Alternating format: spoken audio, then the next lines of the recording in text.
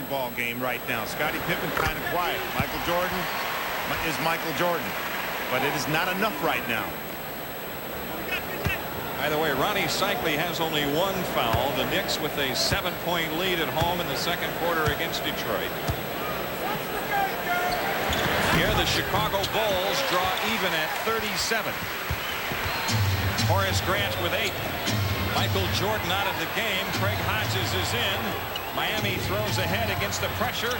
Cycli over Purdue. The thing about the Heat, they understand that pressing defense, and they don't stop once they beat the initial press. They continue on to the basket. Well, JD, that's the best way to play it. Anytime a team presses you, you should punish them for pressing. What a great shot by Purdue. Oh, Will. Where do you think that one out? I don't know, but he'll be talking about it tomorrow on his 900 number. Bimbo Coles nearly double dribbled, and a foul was called. Will Purdue on the foul. First team foul against Chicago.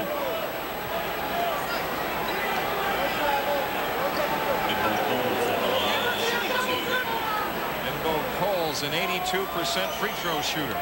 Averaged over 10 points a game in the regular season. Boy, this is a young club. As you see, Bimbo Coles, second-year pro.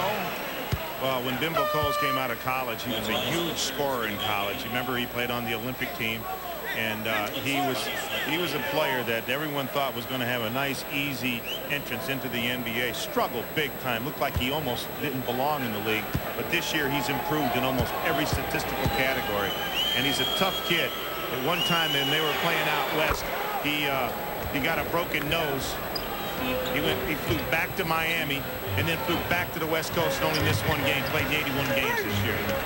This is B.J. Armstrong, and he's fouled by Askins. The second foul on Keith Askins. The Heat over the limit, and Chicago on the free throw line with 6:54 left to go in the half. And the one thing we see about this Miami club, we talk about the youth.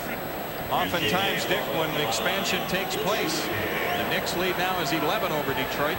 Oftentimes when expansion takes place, the team coming into the league says, well, we're going to build with youth. And then they win 15 games that first year. And usually the youth movement is out the window. But a credit to the Heat. They stayed right with the plan from day one. Well, they got one of the wisest, most sage advisors in all of the NBA in Billy Cunningham. He clearly knows what he's doing.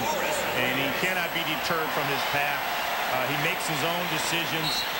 He knew what he wanted to do. He had a plan. He stuck with it. He made some adjustments. Some things that they planned didn't turn out quite the way they wanted. I know they thought Alex Kessler was going to be a better player than he turned out to be because they worked hard to get him. That hasn't panned out. Although the book is not finished on Alex Kessler either.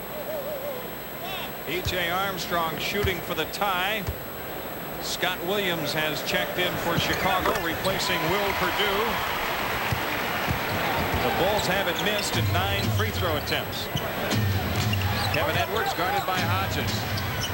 Glenn Rice against Pippen. The outside shot for Long, and Livingston the rebound for Chicago. Scott Williams didn't have the angle to the basket. And now he takes a 20-second timeout. 6:31 left in the half, 15 on the shot clock. Phil Jackson's club looking for a lead. They haven't led very often, nor by on the half court. They're making passes difficult. That 20-second timeout that was just called was basically called because Scott Williams had no place to pass the ball. Don't forget, coming up at halftime, the Prudential halftime report. Ernie Johnson and Jim Lynam in the Atlanta studios. Highlights of Detroit at New York, and a preview of Game 1 between the Clippers and the Utah Jazz coming next tonight on TNT. They love the Bulls in Chicago, and why not? We showed you at the beginning of the game how impressive the Bulls have been the last 2 years. I would love to have a tape recorder in the Bulls locker room at halftime. It should be very interesting. And Miami will get a severe taste, I'm sure, at the start of the third quarter of whether it had its effect. Livingston lifting the Bulls into only their 3rd lead of the night. And lift is what he does when it gets to be playoff time. He was a big factor in the Bulls' sweep of the Pistons last year in the conference finals and their win over the Lakers in the NBA championship. Well, Bimbo Coles just showed us some of that offensive prowess that he came into the league with. And a nice penetrating move right over B.J. Armstrong. That's his first field goal. He's got 4 points. Armstrong guarded by Long in the switch. And now B.J. trying to find the mismatch. And there it is. Scott Williams in on Bimbo Coles. Coles with the foul, and Scott Williams shoots 2. See, one of the philosophies that you want to have when you have a real bad mismatch inside is exactly what Bimbo Coles did. You got a big-time mismatch. You got a power guy inside on a guard. So what you tell the guard to do is go for the steal.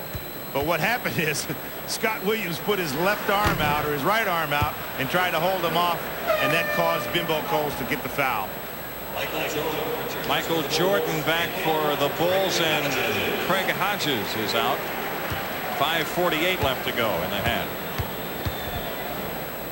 Sometimes when you have those mismatches inside, if the smaller guy doesn't go for the steal and he settles in behind or gets on the high or low side, you end up giving up a 3-pointer. So it's a pretty good philosophy.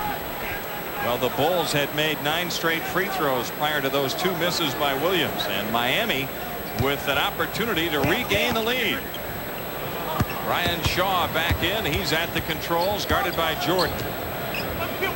Coles pressured by Armstrong.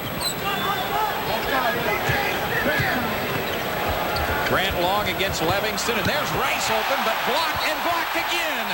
Scott Williams on the second one, and a jump ball has been called. You talked before the game, Dick, when we were standing out on the floor, you said Scott Williams is big. Well, I didn't realize the size of Scott Williams. As we see Glenn Rice go up inside, and he gets blocked from behind and then blocked again. No goaltending there. They are going to give him a jump ball on the first block. That was Pippen. Scott Williams going out. Bill Cartwright back in for Chicago. 5:29 left to go in the half. Rice and Pippen. Pippen controls to Livingston. Jordan guarded by Shaw. Michael quick move to the hoop and finishes lefty. 18 points. Creativity. Thy name is Michael. The Bulls with their 4th 2-point lead of the game. That was Pippen the steal. Livingston, Pippen, and Jordan. And now the Bulls have their biggest lead. I mean, if there was a force meter on dunks, he just broke the meter. Timeout. A wise choice by Kevin Lockery. This is a 20. Chicago Stadium roars to life.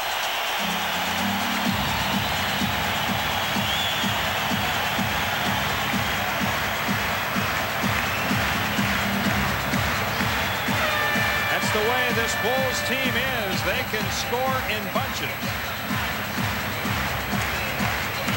And that's exactly what's happened here as they move out to a 4-point lead. 4:46 left to go in the first half. Well, what's happening is that the Dobermans are being sent out to go to work. And that's what causes this kind of easy basket. Look at the force of that ball as it went through the net. I think it got a little help as it bounced off of Michael's shoulder. But he was sending a message with that dunk. Michael started slowly, had only 1 field goal in the first 9 minutes. But he's online now. 20 points for him in the game. Rice pressured by Pippen. Now it's Shaw. Jordan checks in. Oh, under pressure, a foul called.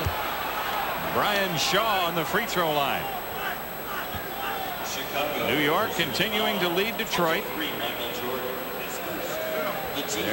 They've got 41 points on the board already before halftime. That foul on Michael Jordan is first, and Brian Shaw, 79% free thrower, hits the first free throw attempt tonight for him.